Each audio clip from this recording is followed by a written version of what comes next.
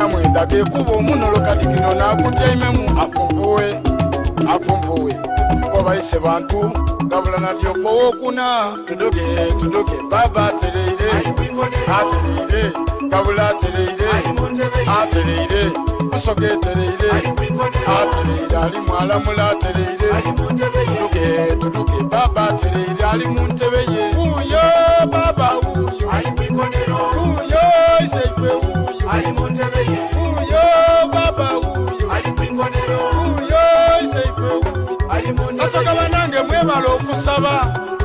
musala daife mwava kya mugaso twasabanga omusana n'obwire okukya nga tusabira obusoga okwira awalala anti ebyobuwangwa byali biri kusaanawo aye katonda yamala yekkiriza musoga yatereera tuli oti nsente twisa kirala twatereera kutya abasoga nsente twisa kirala twayira walala bwe tubona baba nga tumwaniriza ise bantu gabula nadyo peyi kobaini lya mpiki toli lya kalanga kalera baana atafumbisa mperere baba lwayanika amatiti gatona oyo ikunganya n'ababise baba ali kutonya amazigani mutonya musayi zowa mutesi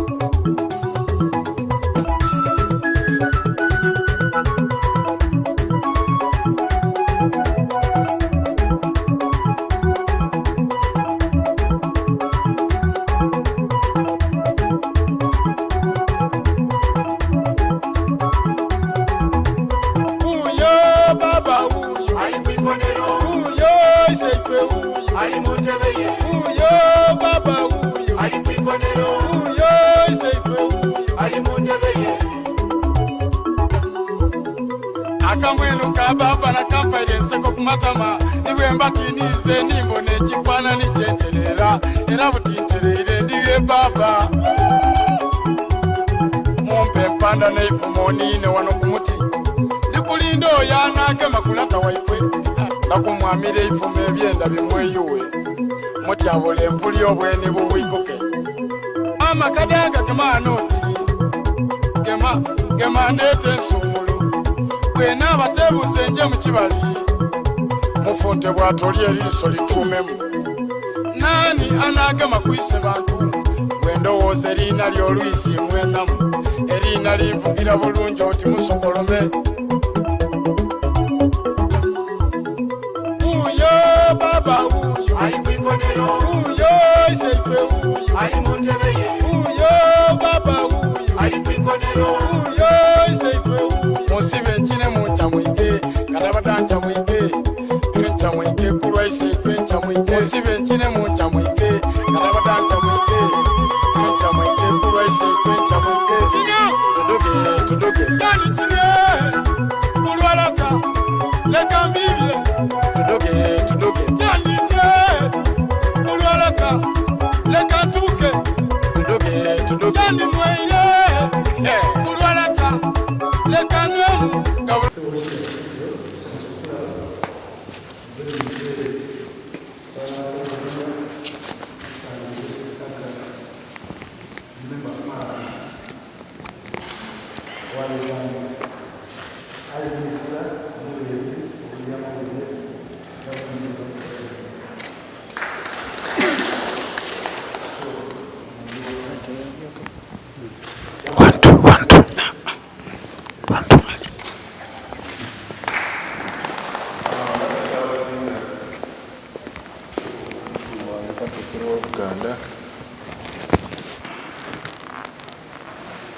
Baminisita obwakabaka bw'Uganda abawerekeire ku mukulu wange Ssebo Issa Abalangira, Baminisita obwakyabazinga bwa Busoga, omuwandiisi w'enkalakalira n'abagenyi baife mwena mwena Ssebo tusangaire okubona mu lubiri muno. Ssebo wandidde ndi guno n'omulundi gw'ogusoose okuliddala mu lubiri muno tusangaire mbisangalire era baba webale kusiima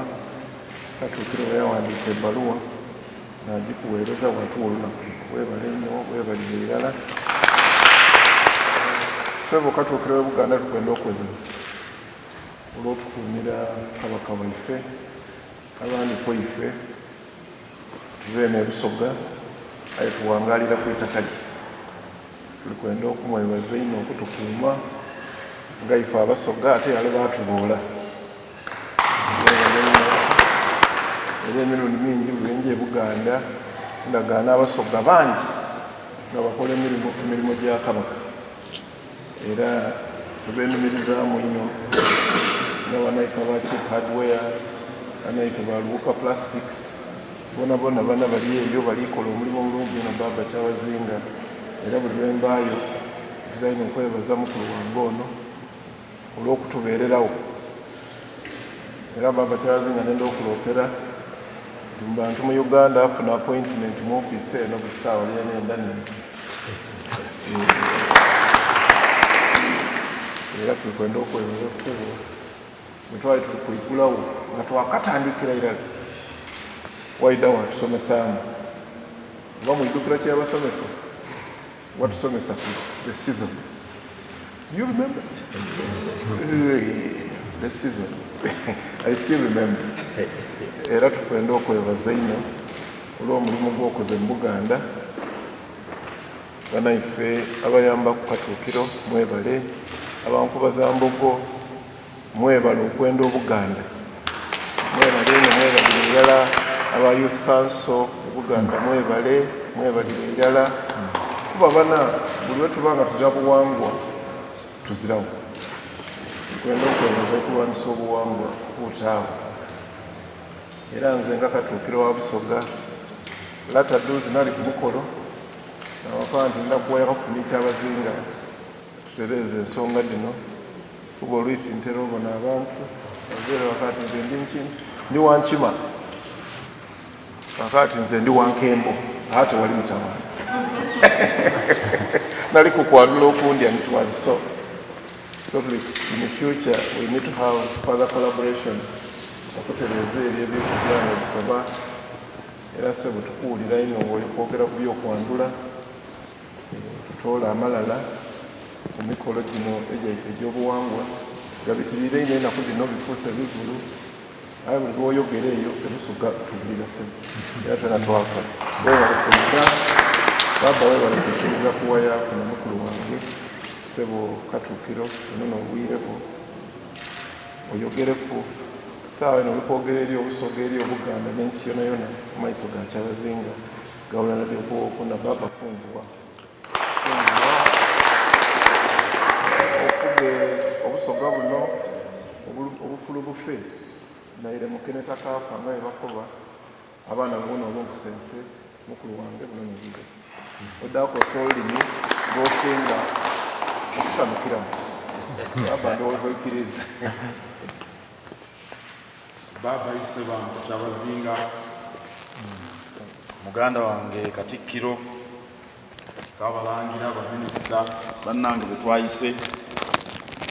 tuli basanyufu nnyo okuyimirirako wano Ssebo mu maaso go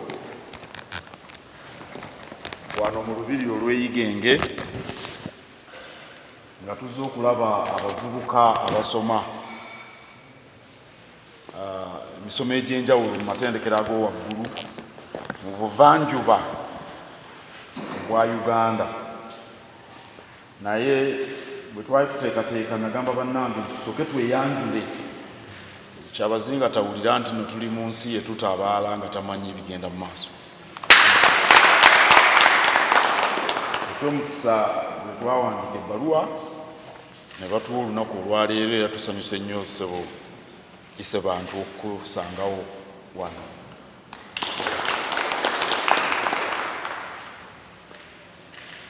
Buganda ne Busoga balinga balongo ago ge mazima era ono omuto wange agamba nti Oluganda n'Obusoga olumenefumenefu ndowooza ge mawanga abiri mu Uganda mpozi Abatooro n'Abanyoro nabo naye Abaganda n'Abasoga kumpi buli kintu kye tukola kifaanana era tulina ebintu bingi bye tusobola buli omu okuyigira ku munne naddala ku ludda olw'abavubuka bamaze okufulumya ebibalo era abantu abali mu Busoga ndoze ebitundu 7 bavubuka ne Buganda bwe kityo. Kakati enteekateeka ezizimba abavubuka bwe tumala ne tuzikolera wamu, Buganda ne Busoga zijja kuganyulwa nnyo. Katuukira ayogedde ne ku nsonga z'obuwangwa, era Abaganda n'Abasoga ebintu byaffe bingi bifaanana. Ne ku ludda olwo tusaana tukolagane, kubanga gye tukoma okukolera awamu ku nsonga z'obuwangwa gye twongera okuba ab'amaanyi n'okukulaakulana. Minisita ono atwala ebyemizannyo era yatwala n'abavubuka. Katuli tusemberedde okumaliriza empaka ez'amasaza mu mwezi ogwa Novemba kamalirizo, naye n'eno emipiira gisambibwa egy'amasaza. Tujja kusanyuka nnyo nga essaza erinawangula e Busoga lizze okukwata n'essaza erinawangula e Buganda. N'olwekyo nandibadde twazze kulaba abavubuka, kya muwendo munene gye tuli okwogera naye ku nsonga z'okunyweza Oluganda wakati wa Busoga ne Buganda. Omuntu yenna amanyi ebyafaayo amanyi Oluganda olwo Buganda baga nti omukwano guva mu ngabo. Twalwanagananga n'Abasoga emyaka egyo emirembe egyayita, era ndowooza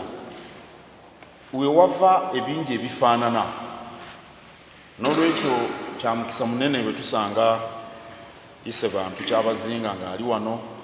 nammwe mwenna abamuyambako okulamula Obusoga, era Ssaabasajja Kabaka ajja kusanyuka nnyo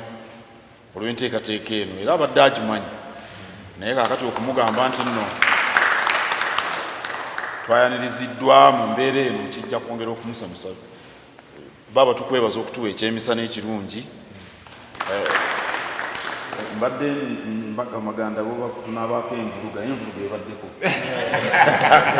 kubanga e Busoga olina okufuna envuluga. Kale tusanyuse nnyo. Omwaka guli Kyabazinga yatukolera ddala bulungi ffenna, n'atufunira maama ine bantu.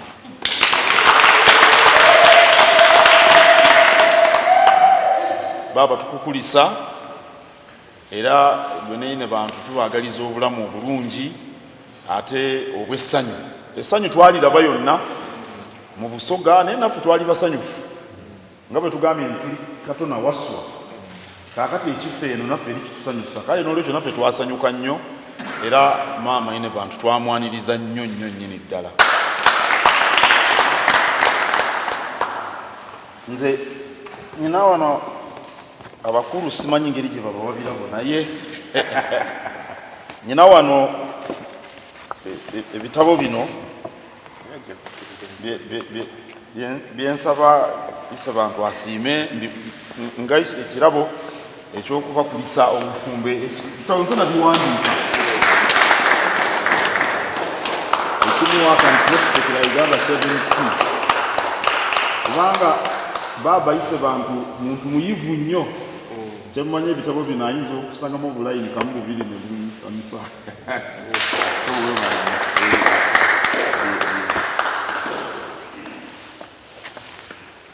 Tweyanziza tweyanzeege, Kyabazinga afunguwe.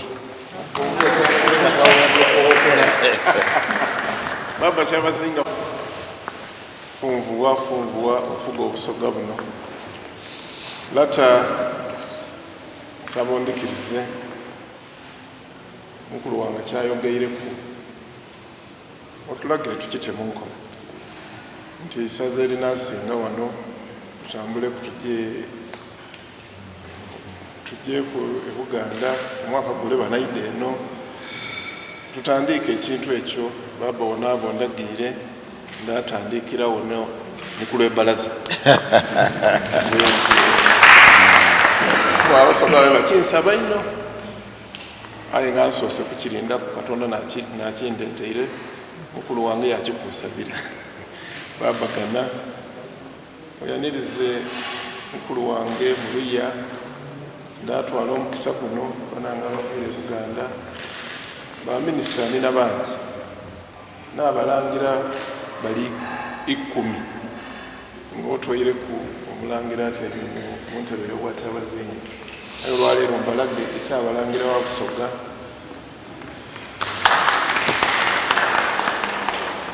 n'atwala isaza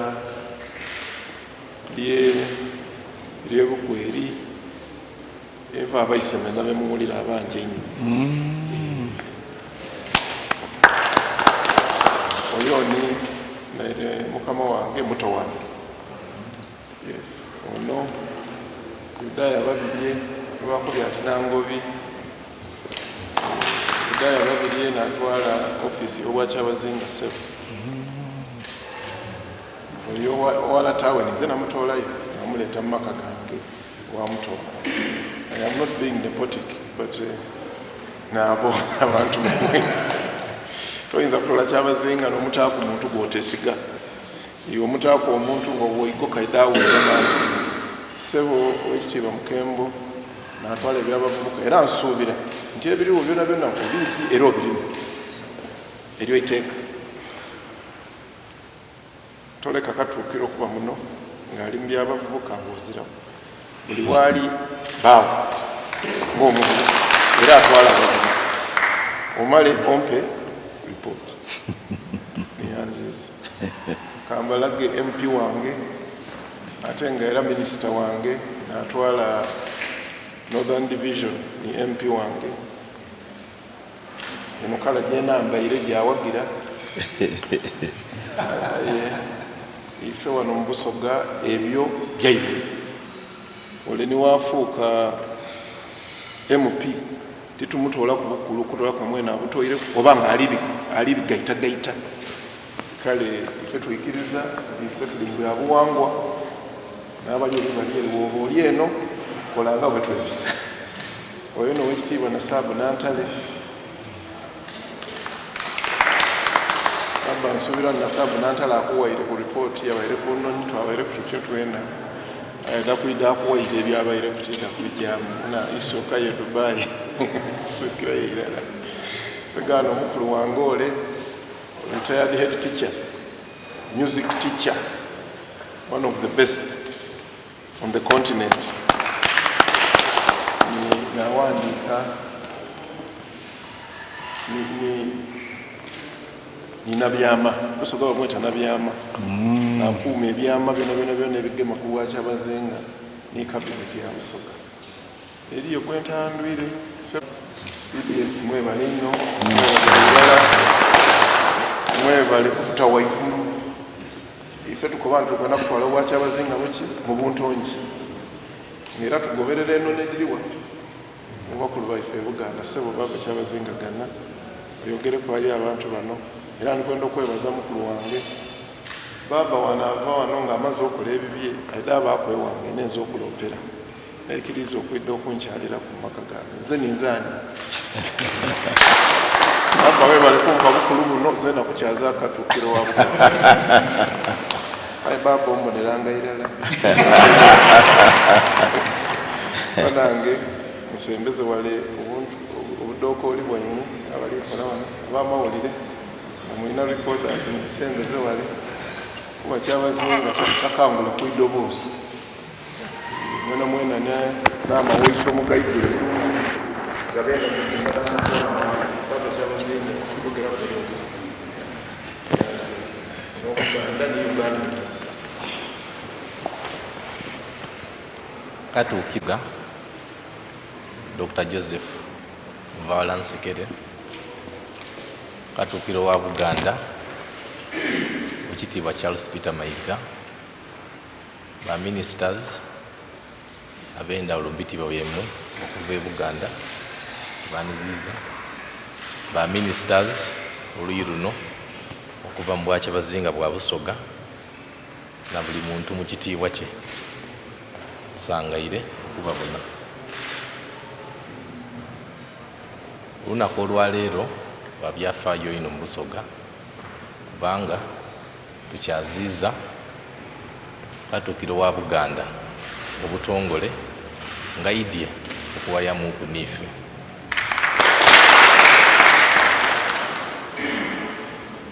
Tubalina ebiduubo bingi bye tuva okuteesaako mu miitingi etubairemu era nga bibaire byankulaakulana wakati wa Buganda ne Busoga ne Uganda okutwaliza awalala.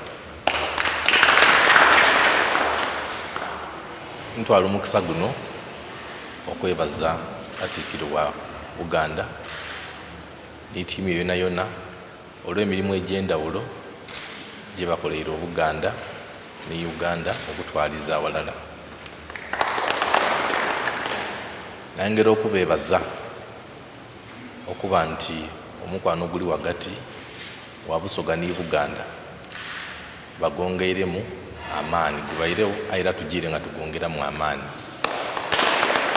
nga badaada baife kuveera neira tebagire nga baba ekitole era tweyamye nti twidda kwongeramu amaani tukole programs ed'endawulo tugemaganiire walala tusobole making sure nti Kingdom mbiriri engeri tulina ebizibu ebifaanana awalala tusobole okubigamaganira walala tuyamba abantu baife tubaweereze era twongeze eningiza mu maka n'okubeegeresa ebyobuwangwa n'ebyenono. Mbeebaza mu butongole olw'obuwagizi n'amaani ge baataamu mu mbaga ya mwenemu omwaka oguweire. Twalina bawalala kuva ku ntandikwa tibaatusuulirira era n'okutuusa olwaleero tukaalina bawalala. Nongera okwebazaako enswiso Kabaka wa Buganda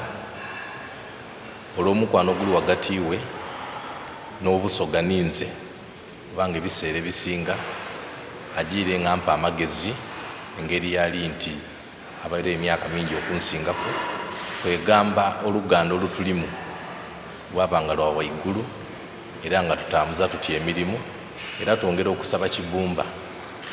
ow'enkabi amwongere amaani amwongere enkabi yeene era asobole okuba nti akulembera Buganda nga buli walala ate nga bukalamu. Ng'amaliriza mbendeza emikolo emirungi gye mwidyeko ene waife Busoga era twena twidda kugyetabamu n'ensonga eddi ndi mwogerekedde omupiira tidda kusobola ajja mu details kwa mu byogereku twidda kubituukiriza kubanga tuli kitole.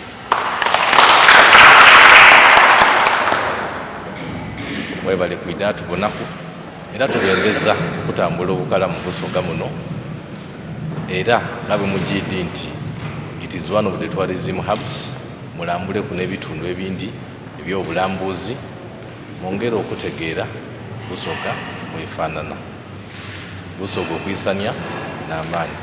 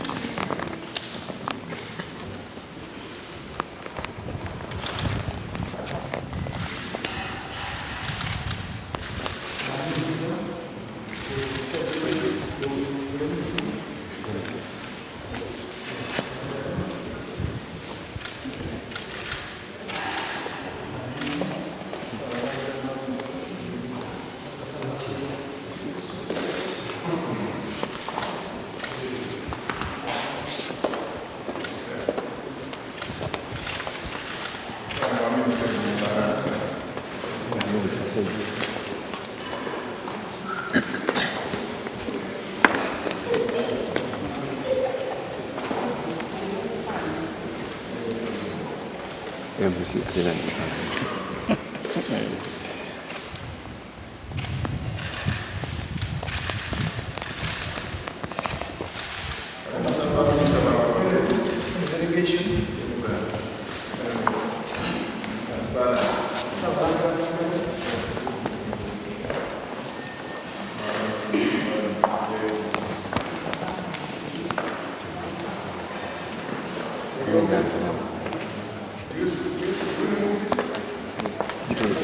Sasa